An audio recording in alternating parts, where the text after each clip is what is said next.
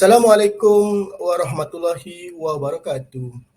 Yang dihormati pensyarah dasar dan analisis fizikal iaitu Puan Rosnah binti Muhammad Noor. Dan seterusnya, sahabat-sahabat yang akan membuat pembentangan pada hari ini. Saya, Muhammad Firdaus bin Tukiman, nombor metrik 268487. Pada hari ini, kumpulan kami akan membentangkan berkenaan tugasan dasar dan analisis fiskal.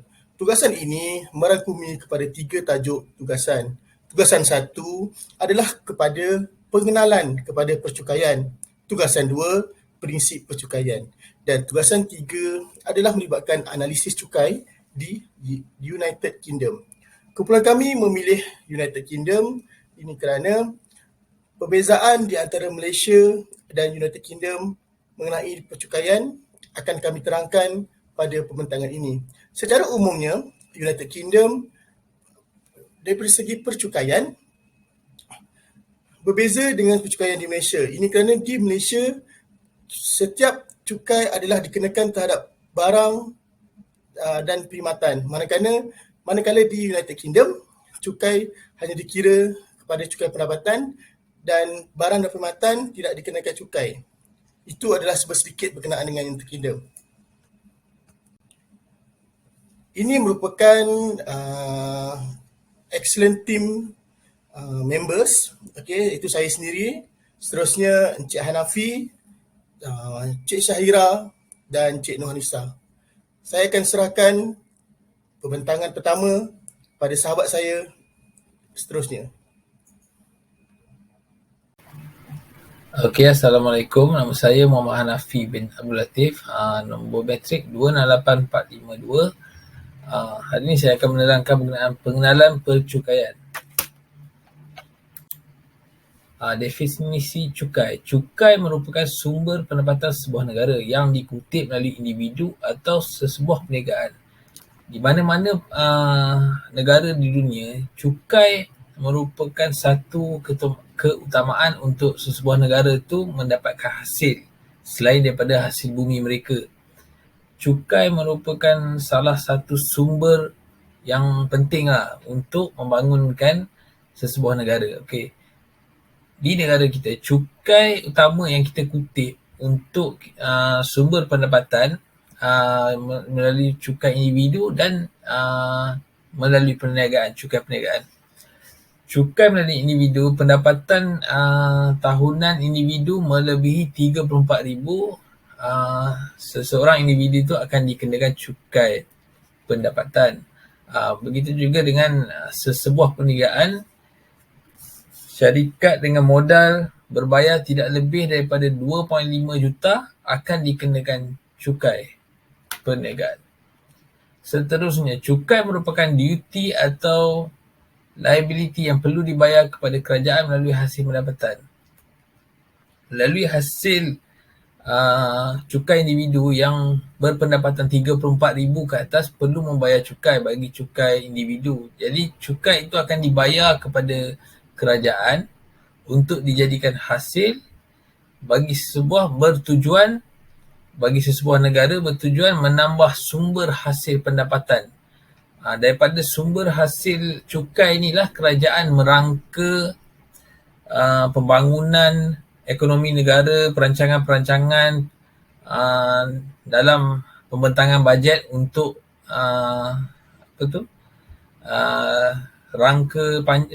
jangka panjang, perancangan jangka panjang sesebuah pelan pembangunan negara. Okey, seterusnya, tujuan utama cukai. Tujuan utama sistem percukaian diperkenalkan di kebanyakan negara di seluruh dunia disebabkan cukai menjadi sumber terbesar bagi sesebuah negara selain pada hasil bumi. Seperti yang kita tahu, tak semua negara dalam dunia ni mempunyai hasil bumi.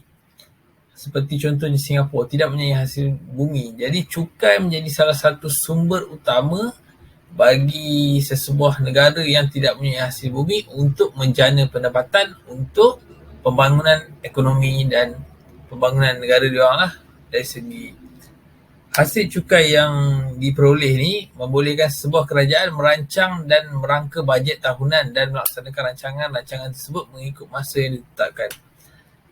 Bila hasil cukai yang dipungut ni melalui cukai perniagaan ataupun cukai individu dikumpulkan dan dijadikan dan digunakan untuk merancang program pembangunan negara dari segi sistem pendidikan, dari segi sistem kesihatan, pembangunan hospital, pembangunan sekolah, universiti, lepas tu insentif bantuan kepada rakyat, semua digunakan melalui hasil cukai. Pelbagai perancangan diatur bagi pembangunan ekonomi, pendidikan negara, kesihatan, keselamatan, perkhidmatan, pengangkutan dan sebagainya. Diatur mengikut sumber kewangan dan pendapatan negara melalui pungutan cukai. Ini tidak kira cukai langsung atau tidak langsung. Melalui kedua-dua cukai tidak langsung dan cukai langsung inilah kerajaan merangka, seperti yang saya cakap tadi, merangka sistem pembangunan negara melalui sistem kesihatan, pendidikan, keselamatan, membeli aset-aset untuk melindungi keselamatan negara, infrastruktur jalan, semuanya melalui hasil cukai. Tanpa cukai, agak sukar untuk kerajaan untuk merancang pembangunan untuk jangka masa panjang dan menyiapkan sesuatu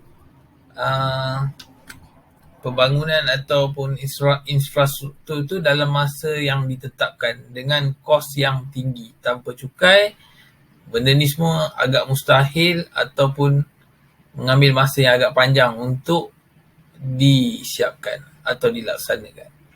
Okey, seterusnya. Pengelasan cukai. Seperti yang kita tahu, cukai dibahagikan kepada dua. Cukai langsung dan cukai tidak langsung. Cukai langsung merupakan cukai yang ditadbir dan diselenggara oleh lembaga hasil dalam negeri Malaysia. Di bawah cukai langsung terdapat cukai pendapatan individu, cukai syarikat dan cukai koperasi. Cukai tidak langsung ditadbir dan dikawal selit oleh Jabatan Kastam Diraja Malaysia. Di bawah cukai tidak langsung ni terdapat duty ekspor, duty import, duty excise, cukai jualan dan cukai perkhidmatan. Begitu sajalah. Seterusnya, saya serahkan kepada rakan saya untuk meneruskan slide beliau. Terima kasih. Okey. Saya Nur Syahira binti Abdul Aziz. Okey, saya akan membentangkan tentang apa itu equity. Okey. Okey, di sini equity. Okey, so kita pergi pada equity. Equity merupakan prinsip asas. Beliau adalah equity adalah memainkan peranan yang penting dalam kehidupan masyarakat di Malaysia. Kerajaan juga telah menetapkan kepada semua masyarakat untuk dikenakan bayaran cukai. Okey, cukai itu diperolehi daripada mana? Cukai itu akan diperolehi daripada setiap masyarakat membuat pembelian barangan. Tak kisahlah barangan keperluan ataupun perkhidmatan yang kerajaan sediakan akan dikenakan cukai. Okey. So dekat sini di mana semua masyarakat yang tinggal di negara Malaysia tidak terlepas daripada pembayaran cukai. Okey. So maksud kat sini cukai itu adalah amat penting kerana cukai itu merupakan salah satu hasil kerajaan yang digunakan sebagai memberi bantuan kepada masyarakat yang memerlukan. Jadi dengan adanya cukai yang dikenakan kepada setiap pembelian barang tersebut, ia dapat dalam masa sama dia dapat meningkatkan lagi ekonomi negara. Jadi dengan kempen yang dilaksanakan oleh kerajaan dengan memupuk untuk masyarakat membeli barangan produk keluaran Malaysia dan kenderaan-kenderaan keluaran Malaysia kepada masyarakat untuk menyokong barangan tersebut adalah untuk bertujuan meningkatkan lagi ekonomi negara daripada hasil pembelian yang dilaksanakan oleh isi rumah, oleh masyarakat di Malaysia lah. Okey, dekat sini equity. So jadi kat sini faedah yang equity ni dapat adalah kerajaan dapat dengan cukai yang dikenakan oleh kutipan cukai tersebut, kerajaan dapat menyediakan lebih banyak lagi perkhidmatan-perkhidmatan kepada masyarakat untuk memudahkan masyarakat untuk bergerak. So seperti macam yang disediakan oleh kerajaan adalah seperti public transport, walaupun transport tersebut dikenakan bayaran, tetapi tidaklah semahal bayaran yang tak ada subsidi daripada kerajaan. Jadi daripada subsidi kerajaan tersebut pun juga adalah salah satu equity, hasil equity yang dikenakan lah. So jadi dengan hasil kutipan cukai tersebut dapatlah kerajaan memberi sedikit sebanyak subsidi kepada rakyat. Jadi untuk sebagai contoh minyak, dengan subsidi yang diberikan oleh kerajaan dapatlah penurunan harga sedikit minyak, penggunaan minyak macam tu. Jadi kat sini kita melihat pendekatan yang boleh dibuat iaitu prinsip faedah yang diterima dan juga keupayaan untuk membayar cukai. Prinsip faedah menerangkan bagi masyarakat yang menggunakan perkhidmatan awam yang disediakan oleh kerajaan, mereka perlu membayar cukai yang dikenakan oleh kerajaan kepada cukai yang dipungut oleh kerajaan lah. So masuk kat sini lagi banyak, lagi ramai masyarakat yang menggunakan public transport. Jadi lebih banyak cukai yang boleh dikutip lah oleh kerajaan. Okay. Bagi mereka yang menggunakan perkhidmatan yang disediakan, mereka terbabit lah, maksudnya dalam membuat pembayaran cukai. Jadi kat sini itu adalah serba sedikit berkaitan dengan equity. Equity ni dia satu cukai lah, cukai yang dikutip melalui daripada hasil pembelian barang macam tu. Okay, so kita pergi kepada kecekapan ekonomi. Okay, kecekapan ekonomi ni dia bermaksud kepada melihat kepada kesan-kesan yang berlaku kepada ekonomi negara. Jadi kita melihat kat sini dia perkenalkan percukaian lah.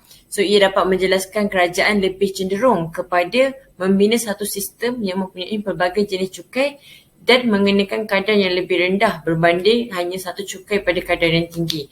So maksud dekat sini, okey, pembelian barang tersebut dia membuatkan barangan tersebut lebih murah dengan cukai yang diberikan. Jadi pembelian tersebut dapat dikurangkan dengan subsidi yang diberikan kepada kita. Jadi macam tu. Sekiranya kat sini walaupun kita membeli barang dengan produk keluaran kerajaan, produk keluaran yang daripada Malaysia dengan harga yang murah, dan kita dapat menyumbang cukai yang boleh dihasilkan melalui dengan pembinaan sekolah, hospital. Kalau nak ikutkan, kalau tak ada subsidi daripada kerajaan, tak ada pembinaan daripada kerajaan, hospital kita kena bayar mahal untuk sesuatu rawatan. Jadi dengan adanya subsidi kerajaan ni, jadi hospital kita pergi hanya RM1 je kita bayar. Walaupun kita sakit macam mana sekalipun, kita ada kelayakan warga negara Malaysia. Jadi automatik kita punya bayaran tak di-charge lebih mahal berbanding dengan hospital swasta. Satu rawatan makan beribu-ribu duit. Jadi dengan pergi hospital kerajaan dikenakan bayaran RM1 sahaja. Itu adalah hasil daripada cukai yang diberikan oleh rakyat Malaysia. Maksudnya setiap pembelian rakyat Malaysia dengan barangan keperkhidmatan kepada negara Malaysia, jadi dia dapat menyumbang kembali kepada ekonomi negara. Bila ekonomi negara stabil, lebih banyak lagi kita punya keistimewaan yang kita dapat daripada ekonomi negara lah, daripada kerajaan. Okey, so kat sini kita boleh nampak dalam konsep kecekapan. Okey, dalam konsep kecekapan ia telah dipecahkan kepada dua, iaitu kecekapan teknologi dan kecekapan ekonomi. Okey, kecekapan teknologi bila berlakunya ketidakmungkinan dalam meningkatkan output tanpa peningkatan dan pada masukan. Okey. Ia berkaitan dengan perkara yang memfokuskan kepada kejuruteraan yang boleh dilaksanakan hanya secara teknologi di mana sesuatu yang boleh atau tidak boleh dilakukan. Okey. So maksud kat sini, kerugian kecekapan yang dijelaskan adalah jika pengeluar mengeluarkan produk dengan lebih banyak atau berlebihan akan mengakibatkan berlakunya kerugian yang besar. Okey, macam ni. So maksudnya dekat situ kita kita sebagai rakyat, sebagai masyarakat, kita boleh membuat pilihan. Jadi kalau dengan harga yang apabila sesuatu produk ini, macam contohnya Milo, produk dikeluarkan dengan harga yang tinggi, maksudnya dalam RM20, tetapi rakyat boleh buat perbandingan, ada lagi yang sama macam Milo tetapi jenama yang lain, iaitu Vico, lebih murah, berharga dalam RM10 lebih. Jadi masyarakat boleh membuat pilihan sama ada nak ingin jimat ataupun nak ambil yang mahal. Tapi dia punya kualiti dan kuantiti adalah yang sama. Kualiti dia bagus, sedap. Jadi jenama tu jenama yang tidak terlalu orang ramai minum. Jadi benda tu semua bergantung pada rakyat sendiri, masyarakat sendiri untuk membuat pilihan. So dekat sini kerajaan tidak memaksa atau apa-apa, cuma dia memberi pilihan kepada masyarakat untuk membuat sendiri pilihan yang membuat pembelian yang bijak lah. Okey, dekat sini. So jadi kat sini bila kita lihat pada kebiasaannya, kesan-kesan negatif dan segala cacat celah akan terlihat jika berkenaan dengan kecekapan ekonomi. Ianya adalah akibat daripada percukaian. Walaupun kita nampak percukaian ni ada satu beban kepada masyarakat, tapi sebaliknya dia banyak memberi sokongan dan kebaikan lah kepada masyarakat. Dia dapat memberi semula kepada masyarakat kelebihan-kelebihan yang ada. Itu sekian daripada saya berkaitan dengan equity dan kecekapan ekonomi. Terima kasih. Assalamualaikum, saya Nur Anissa binti Zaini, nombor matrik 268547. So hari ini perbincangan saya berkenaan keberkesanan pentadbiran cukai dan juga kecekapan cukai. So kita pergi kepada keberkesanan pentadbiran cukai. Jadi yang pertama adalah tidak perlu gunakan kos yang tinggi dan semua kos yang dikeluarkan adalah perlulah berpatutan dalam pentadbiran yang dijalankan. So seperti yang kita lihat, dalam kriteria bagi pentadbiran pencukaian yang berkesan akan membentuk sebuah sistem cukai yang lebih sistematik. Sudah sedia maklum juga, beberapa sumber akan digunapakai dalam pelaksanaan pentadbiran cukai ni. So antaranya adalah penggunaan kaki tangan serta beberapa alatan yang difikirkan perlu, dan semua aktiviti pentadbiran juga perlulah dikendalikan dengan cekap dan lebih efisien. So yang kedua pula adalah cukai kompleks, perlulah lebih adil berbanding cukai bersifat struktur mudah. Okey, dekat sini cukai dapat dilihatlah sebagai contoh, cukai kepala ianya adalah lebih mudah dan kos dalam pentadbiran lebih murah jika dibandingkan dengan kos cukai jualan. Tapi cukai jualan pula memiliki kos yang lebih murah daripada kos pentadbiran cukai pendapatan. So dekat sini dah jelaslah bahawa sesuatu cukai yang mempunyai sifat yang berstruktur kompleks adalah lebih adil kalau nak dibandingkan dengan mana-mana cukai yang bersifat struktur dia mudah lah. So yang ketiga adalah untuk meningkatkan keberkesanan dalam sistem ke arah yang lebih optimum. So dekat sini dapat kita fokuskan dalam pentadbiran cukai itu sendiri tentang pembaharuan supaya pencapaian dalam pematuhan boleh dilihat di peringkat yang lebih tinggi, sekaligus dapat mengurangkan pelarian cukai pada kadar kos yang lebih minimum terhadap pembayar cukai serta pihak-pihak berkuasa yang berkenaan. Okey. Seterusnya adalah kurangkan birokrasi di mana mempercepatkan kelulusan pelaburan serta memastikan keberkesanan dalam pentadbiran cukai. So dekat sini birokrasi dekat sini membawa maksud di mana menggunakan orang dalam ataupun orang tengah dalam mempercepatkan urusan. So dekat sini beberapa langkah juga telah dilaksanakan dengan bertujuan untuk mengurangkan birokrasi ni lah kan, untuk memastikan keberkesanan dalam pentadbiran cukai yang kita kelolai oleh beberapa agensi tu lebih efisien dalam usaha meningkatkan tahap keputusan agensi dalam memastikan kepatuhan para pembayar cukai diteruskan dengan kadar yang lebih tinggi. Okay. Dan untuk melaksanakan pentadbiran cukai pada peringkat yang lebih baik. So seterusnya adalah dilihat daripada penentuan dan undang-undang. So dekat sini bagaimanapun prinsip kepada kos pentadbiran cukai tak bolehlah terlalu tinggi daripada hasil cukai. So kita boleh tengok berpandukan peraturan ataupun undang-undang di mana pengakuran adalah lebih efektif dan ianya diperolehi dengan cara denda atau penalti dikenakan kepada mana-mana pihak yang melakukan kesalahan atau ingkar ataupun telah membelanjakan kos yang tinggi dalam penguatkuasaan. So kita pergi kepada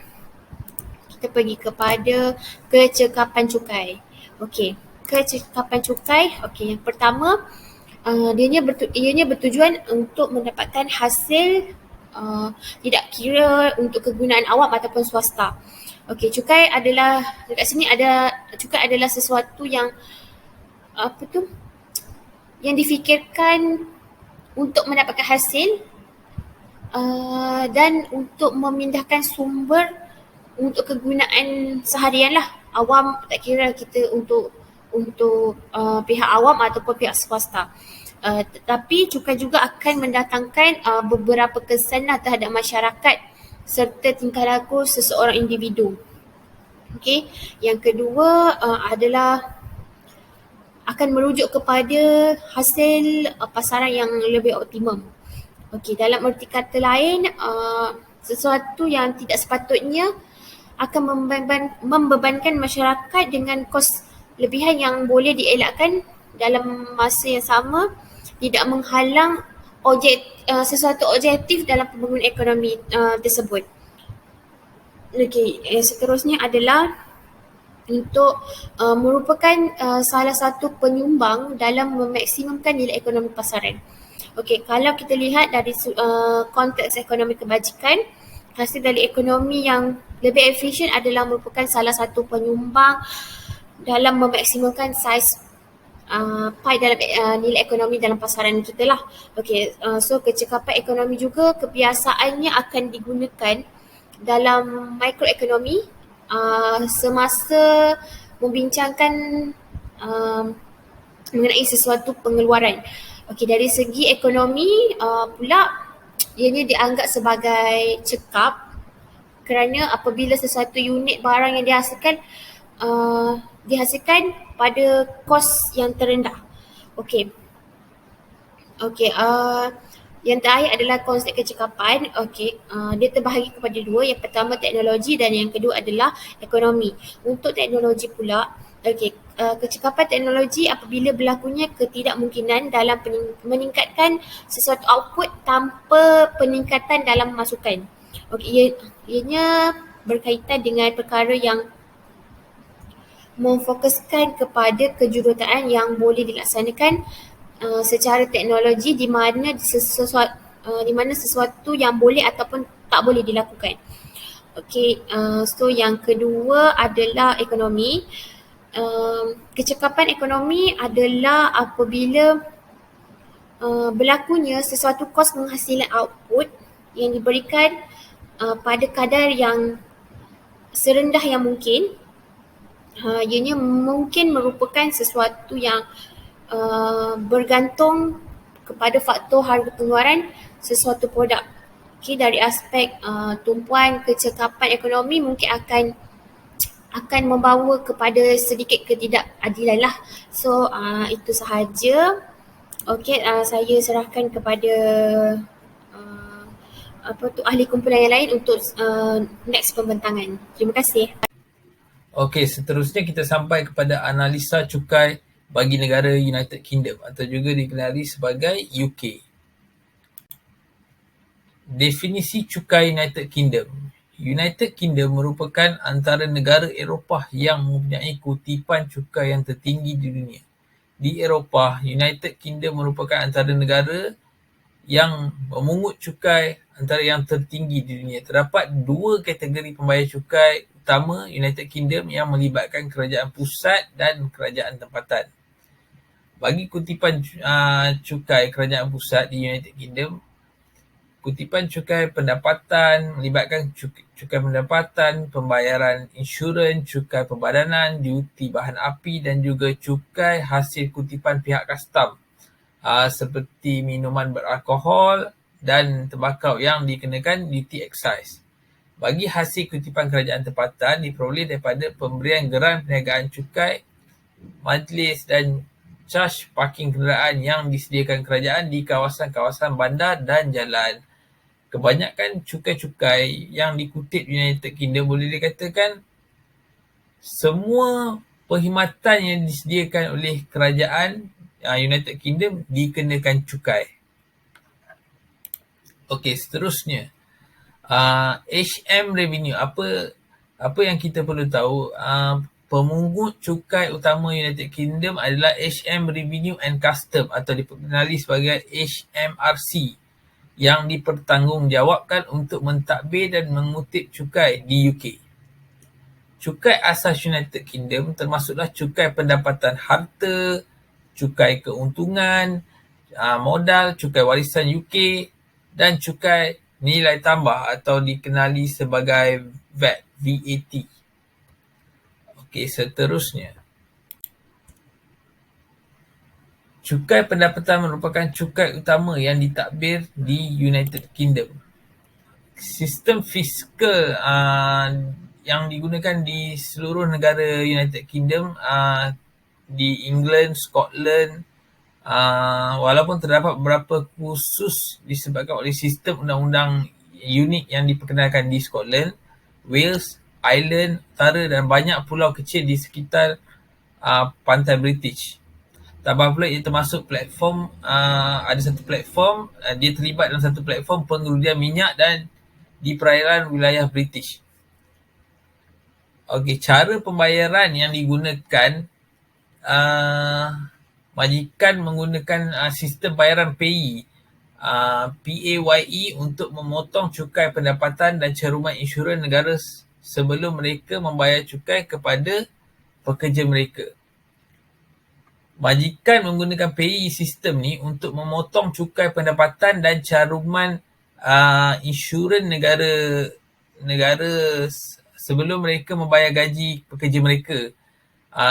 Dalam sistem tu akan tertera kod cukai pada payslip atau penyata pendapatan, tertera jumlah cukai pendapatan yang perlu dibayar oleh pembayar cukai tersebut.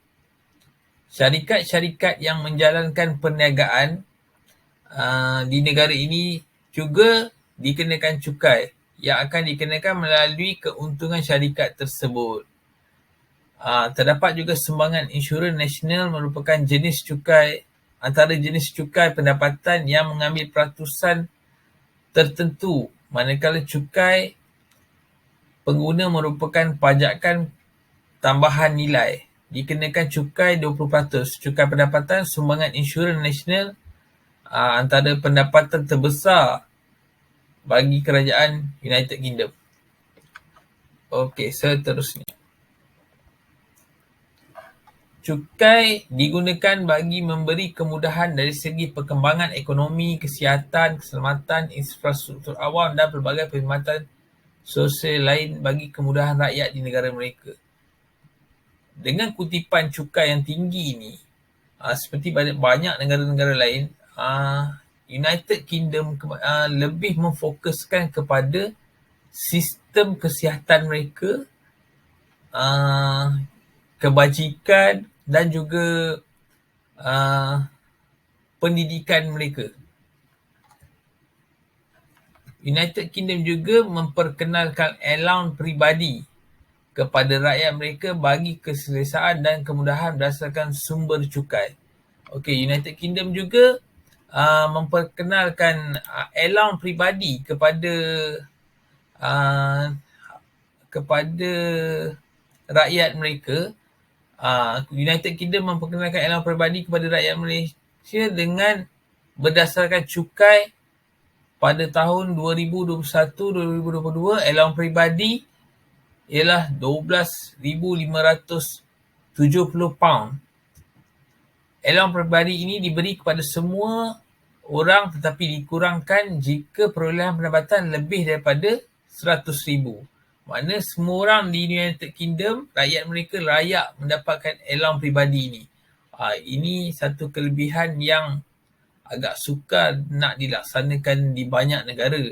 Tapi dengan hasil kutipan cukai yang tinggi di United Kingdom ni berjaya memberikan allowance peribadi kepada rakyat mereka. Jadi ini agak satu satu kelebihan lah yang kalau kita sendiri dengar agak menarik untuk rakyat UK.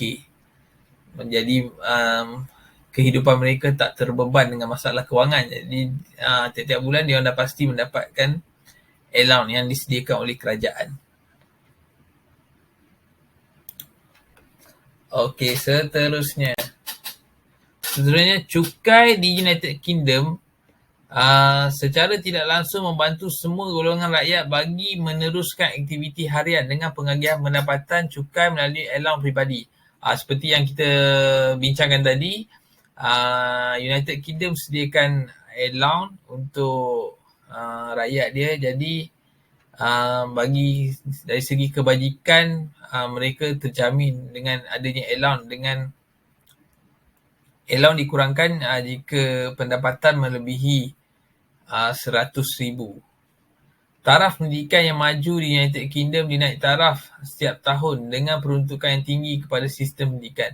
Seperti yang kita tahu ataupun seperti yang kita maklum, United Kingdom mempunyai antara sistem pendidikan yang terbaik di dunia. Fokus utama mereka lebih kepada sistem pendidikan, melahirkan graduan-graduan yang berjaya dari segi akademik, dalam kebanyakannya dalam bidang perubatan dan undang-undang. Okey, seterusnya dana yang mencukupi keadaan dan perkembangan sistem pendidikan mereka hari ini antara yang terbaik di dunia, terutamanya dalam bidang perubatan dan undang-undang. Okey, seterusnya United Kingdom memperuntukkan jumlah wang yang besar bagi kemudahan kesihatan, ubat-ubatan, hospital dan kajian makmal bagi kemajuan sektor kesihatan. Sektor kesihatan United Kingdom antara yang terbaik di dunia. Kalau kita dapat lihat, dengan pelaburan cukai kepada sistem kesihatan mereka dapat memberikan perkhidmatan yang terbaik bukan sahaja kepada rakyat mereka tapi kepada semua orang di dunia. Kebanyakan teknologi kepakaran yang tak ada di negara yang melibatkan kanser, benda-benda pemindahan organ berjaya dilakukan di United Kingdom dengan fasiliti kemudahan yang lengkap disediakan oleh negara United Kingdom. Kalau kita dah seperti yang kita sedia maklum, United Kingdom juga menghasilkan ubat-ubatan antara yang terbaik di dunia dari segi pengeluaran ubat-ubatan farmasi dan vaksin. Fokus utama United Kingdom selain memberi kemudahan kesihatan yang baik kepada rakyat, United Kingdom juga merupakan negara yang sentiasa ke depan dari segi pemasaran produk farmasi dan ubat-ubatan. Macam yang saya cakap tadi lah, mereka antara pengeluar ubat-ubatan farmasi, vaksin antara yang terbaik di dunia. Dengan pelaburan pencukaian yang tinggi, pungutan cukai yang tinggi kepada sistem kesihatan mereka. Mereka berjaya menjana pendapatan melalui sistem kesihatan itu sendiri. Itu satu kejayaan lah pada negara United Kingdom. Seterusnya kita kita dapat lihat sini pengelasan cukai United Kingdom. Pungutan cukai dan penyumbang utama hasil bagi negara United Kingdom adalah cukai pendapatan dan juga cukai korporat. Kadar cukai pendapatan dan allowance yang untuk tahun semasa dan tahun sebelumnya. Allowance peribadi ialah jumlah pendapatan yang boleh diperoleh seorang sebelum mereka membayar cukai. Okey, kita dapat lihat kat sini jumlah allowance peribadi yang disediakan bagi negara United Kingdom. Untuk tahun 2021 hingga 2022, jumlah allowance peribadi bagi pendapatan 100,000 ke bawah, allowance peribadi 12,570. Pada tahun 2020 hingga 2021, sedikit berkurang, maknanya ada sedikit peningkatan untuk tahun semasa dan ke depan. Pada tahun 2019, 2020, 12,500 pound sterling. 2018 hingga 2019, 11,850 pound sterling. Okey, seterusnya. Okey, terdapat kemudahan allowance lain yang disediakan oleh kerajaan UK. Kebanyakan allowance yang diperoleh ini selain daripada pembangunan, UK juga memfokuskan kepada kebajikan. Kalau kita tengok tadi, pada awal tadi kita dapat lihat UK memberikan allowance kepada setiap rakyat yang berpendapatan 100,000 pound ke bawah. Tapi ada juga, walaupun ada allowance tersebut, ini ada lagi allowance lain yang disediakan, seperti allowance pasangan berkahwin, allowance berkahwin, allowance orang buta dan pelbagai-bagai lagi jenis allowance kecil lain.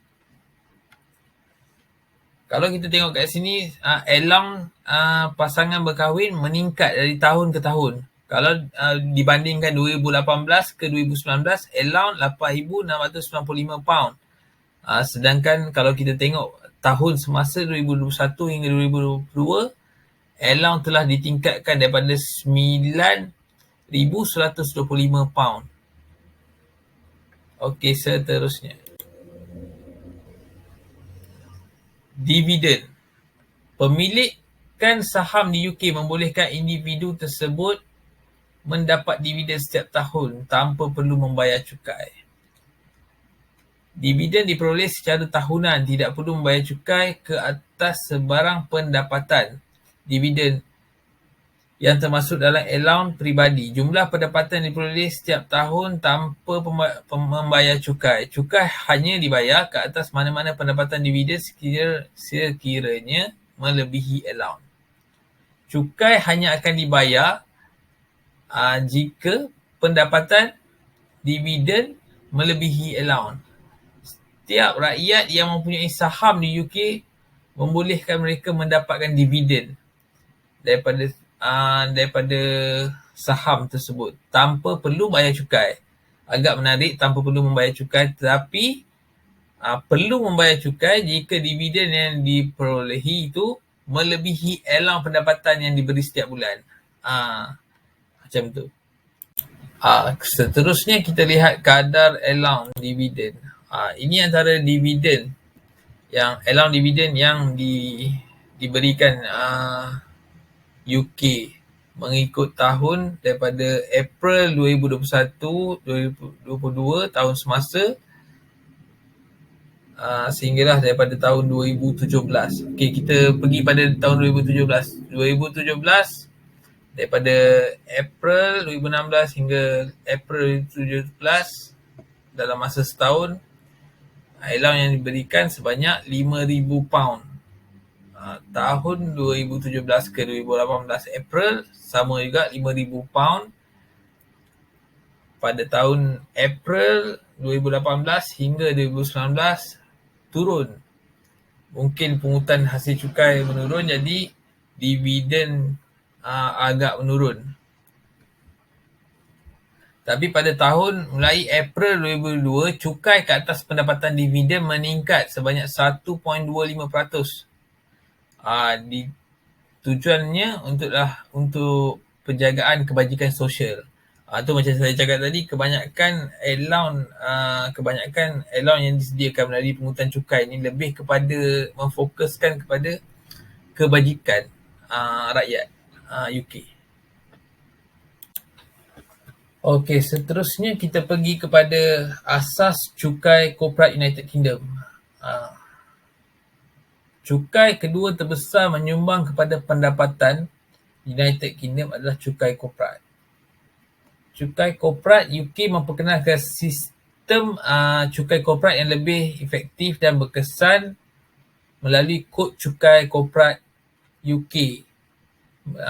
Melihat pada pembaharuan beberapa tahun belakangan ni. Setiap perniagaan yang dijalankan di UK akan dikenakan cukai korporat. UK memperkenalkan sistem cukai korporat ini. Syarikat menyumbang kira hampir 9% daripada jumlah kutipan cukai, dan kutipan cukai dibuat oleh HM Revenue and Custom atau HMRC. Jumlah resit ini telah meningkat lebih daripada 60% sepanjang dekad yang lalu, daripada 38.9 bilion pound pada tahun 2013 sehingga 2014 kepada 63.2 bilion pound pada tahun 2019 hingga 2020. Kadar cukai korporat United Kingdom. Semua syarikat membayar cukai Perbadanan UK pada 19%. Mereka mungkin layak mendapat kadar cukai yang lebih rendah sebanyak 10% jika menghasilkan keuntungan kepada negara-negara tertentu. Dia macam cukai yang dikenakan ni melalui kepada syarikat sebanyak 19%, tapi syarikat akan mendapat pengurangan cukai daripada kerajaan United Kingdom sekiranya syarikat menghasilkan sesuatu produk ataupun R&D satu produk atau perkhidmatan yang memberi kemudahan kepada kerajaan dan negara UK itu sendiri. Jadi kemudahan pengecualian tu syarikat tu layak untuk dapat. Macam tu. Cukai perbadanan khusus dikenakan dalam 4 kes seperti minyak, gas, syarikat insurans, hayat UK, sektor perbankan di UK dan syarikat yang mengendalikan kapal. Dalam hal ini cukai tan dikenakan. Seterusnya, cukai korporat juga melayakkan syarikat mendapat pelepasan cukai korporat. United Kingdom, pelepasan cukai juga diberikan kepada peniaga berdasarkan syarat yang ditetapkan. Pengecualian diberikan kepada syarikat menjalankan penyelidikan dan pembangunan R&D, industri kreatif. Ini memberikan kesan positif bukan sahaja kepada syarikat, malah kepada negara. Ini yang saya cakap tadi. Pengecualian atau pelepasan cukai atau pengurangan cukai diberikan kerajaan United Kingdom kepada syarikat-syarikat yang menjalankan research and development ataupun orang kata pembangunan sesuatu produk yang dapat menaikkan image ataupun memberi keuntungan kepada negara UK itu sendiri ataupun rakyat UK. Jadi kemudahan pengecualian ini diberikan. Contoh macam kajian dibuat terhadap pengeluaran vaksin. Jadi itu satu benda baik kan kepada rakyat dan juga negara, juga kepada dunia. Jadi syarikat pengeluar vaksin tersebut layak menerima pelepasan cukai korporat ni daripada kerajaan UK. Begitu sajalah daripada saya. Seterusnya saya serahkan kepada rakan saya untuk meneruskan slide beliau. Sekian, terima kasih. Okey, seterusnya saya akan membentangkan berkenaan dengan trend, iaitu sejarah kadar cukai yang dikenakan. Hakikatnya, sejarah cukai ini adalah berubah-ubah mengikut kepada peredaran zaman dan mengikut kepada kepimpinan. Okey, sebagai contohnya, jika kepimpinan Perdana Menteri di sebuah negara itu berubah, jadi akan ada orang kata Akta Cukai Pendapatan yang baru untuk menggantikan yang lama. Bagi United Kingdom, ia bermula pada 1 Mei 1701, iaitu pada ketika itu diperkenalkan cukai tingkap. Okey, cukai tingkap ini adalah di bawah Akta Menjana Kekurangan Wang. Okey, cukai ini dikenakan adalah berkaitan dengan pajak. Okey, ianya pajak kepada kesejahteraan pembayar cukai. Okey, ada dua cukai pajak ni. Satu adalah cukai rumah dan satu lagi adalah cukai tingkap. Okey, itu pada 1970. Okey, pada 1998, okey, barulah diperkenalkan cukai pendapatan sehingga 1816. Okey, namun cukai pendapatan pada tahun ni, pada tahun 1978 ini tidak mendapat orang kata persetujuan daripada pembayar cukai.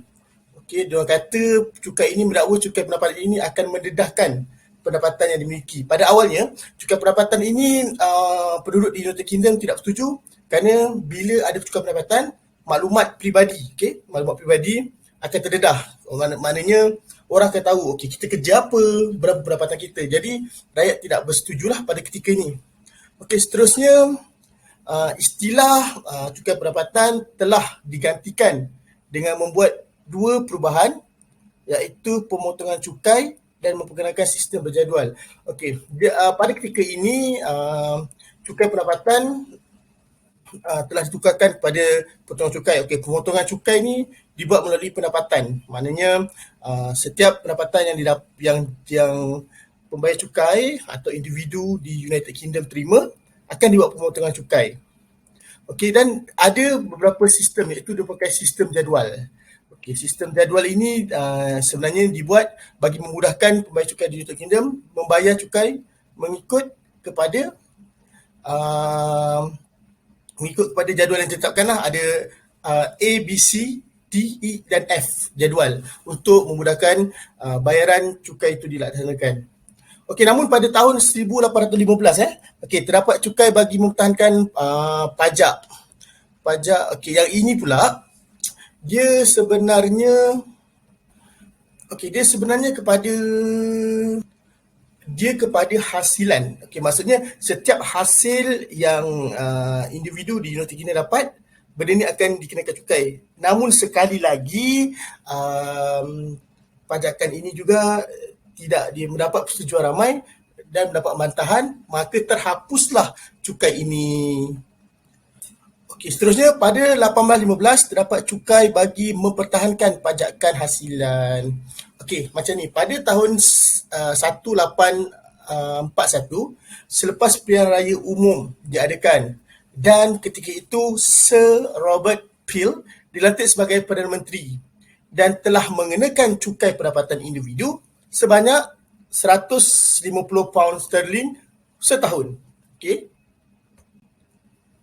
Pada ketika ini, sepanjang Sir Robert Peel menjadi Perdana Menteri, cukai pendapatan ini kekal sehinggalah pada tahun 1874 Perdana Menteri yang baru, iaitu Disraeli. Okey, dilantik jadi Perdana Menteri, namun beliau masih mengekalkan cukai pendapatan dan mula memperkenalkan belanjawan 1853.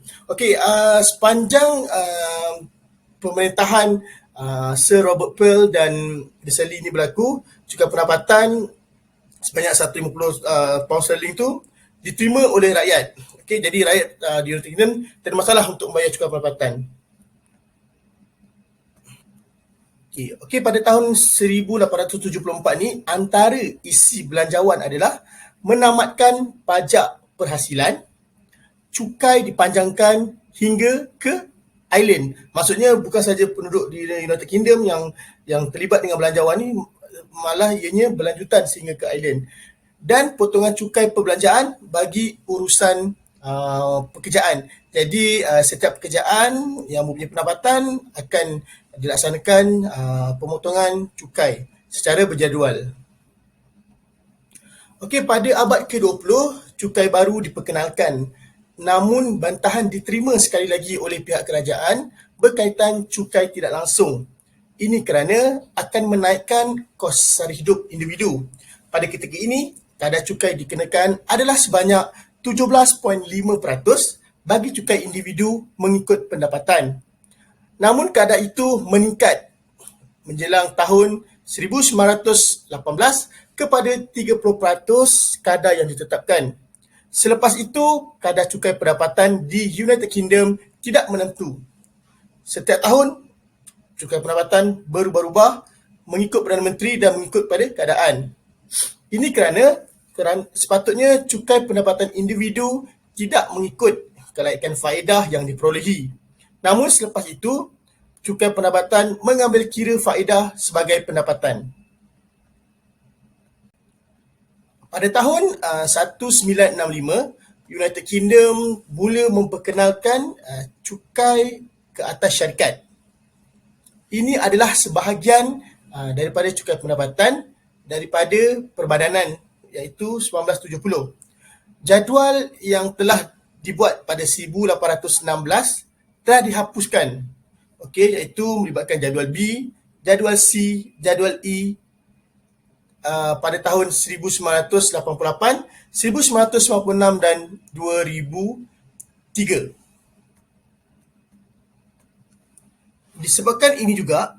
Disebabkan adanya akta syarikat, cukai syarikat ni, okey, kadar cukai pendapatan di United Kingdom akhirnya telah menggunakan akta cukai pendapatan di bawah perdagangan dan pendapatan lain.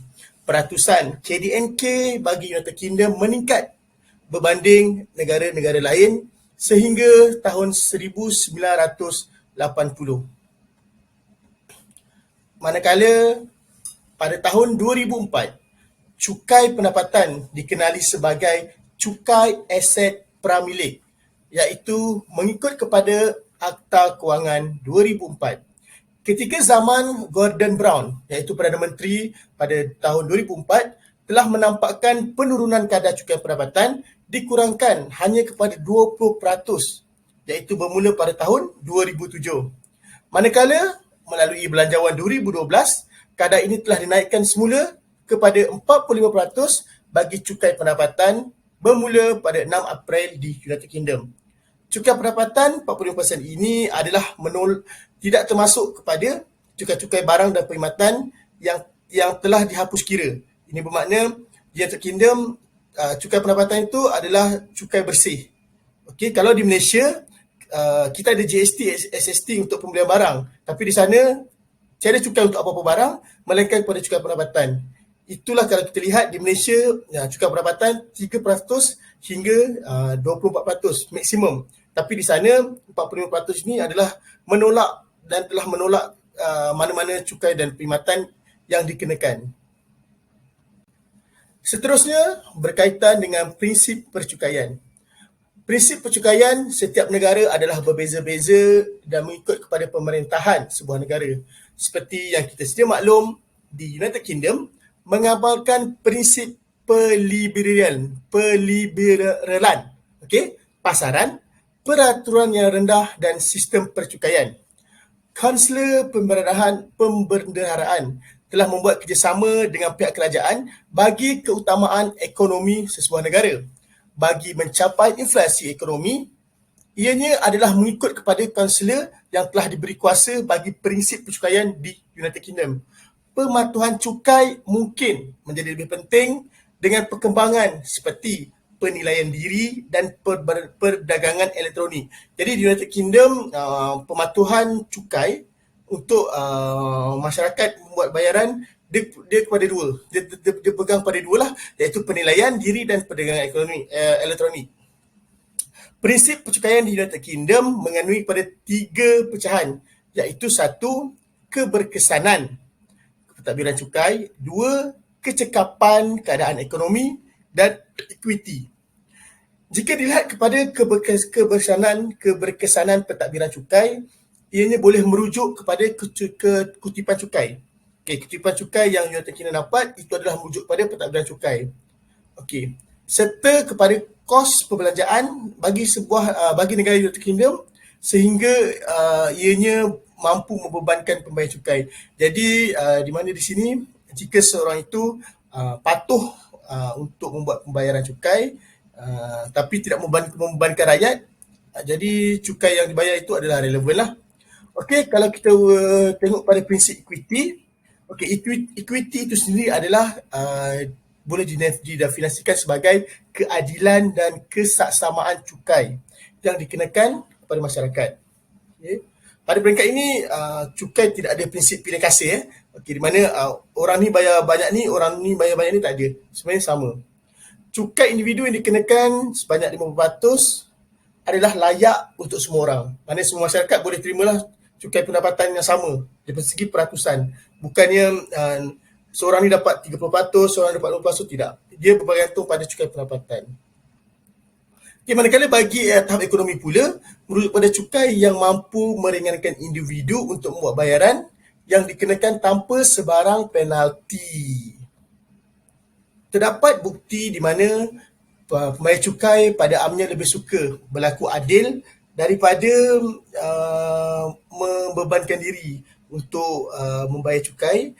Ini kerana melibatkan kepada keseimbangan antara prinsip dasar cukai kerana ia bersaing bagi mendapatkan kecekapan keadilan bagi sesebuah ekonomi di sesebuah negara.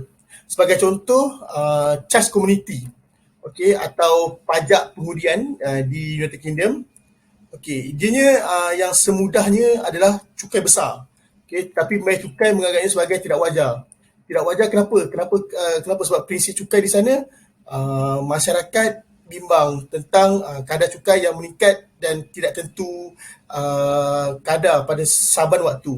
Jadi dekat sini kecekapan keadilan tu masih diragui oleh penduduk di United Kingdom, namun ketetapan kadar cukai yang diletakkan 45% kepada 50% adalah wajar kerana telah menolak kepada cukai-cukai yang lain yang dikenakan. Kesimpulannya, melalui kajian ini, kami berpendapat bahawa sistem cukai di negara United Kingdom mempunyai sistem yang sangat baik dalam kebanyakan cukai. Tetapi, terdapat beberapa penambahbaikan yang boleh diambil perhatian dan tindakan yang selanjutnya yang lebih adil dan serta saksama.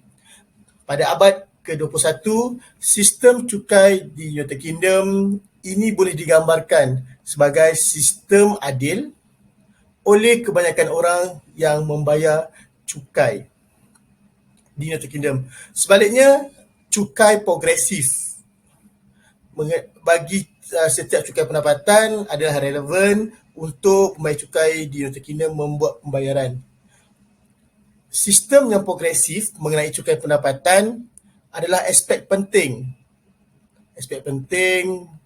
bagi memastikan pembayar cukai, terutama bagi golongan berpendapatan rendah.